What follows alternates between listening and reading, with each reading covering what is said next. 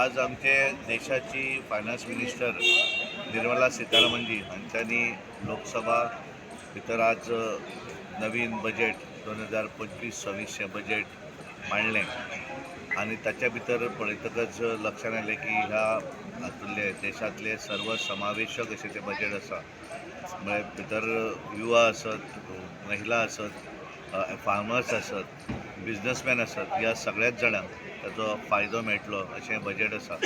आनी खास करून सगळ्यात म्हत्वाचें जें इन्कम टॅक्स लिमीट जें आशिल्लें तें 12 लाखाचेर व्हेल्लें आसा. वीथ स्टँडर्ड डिडक्शन जर केलें जाल्यार 12,75,000 आनी ताका लागून एक ताचो फायदो आसा. मिडल क्लासाक पसून ताचो फायदो मेळटलो. म्हळ्यार एखाद्याची इन्कम 1 लाख म्हयन्याक आसलें जाल्यार ताका तो टॅक्स लागचो ना आनी त्यामुळे तो एक दिलासादायक असो सगळ्याच लोकांक ताचो फायदो जातलो. आनी म्हणून आमच्या देशाचे पंतप्रधान नरेंद्र मोदीजीचें हांव अभिनंदन करतां.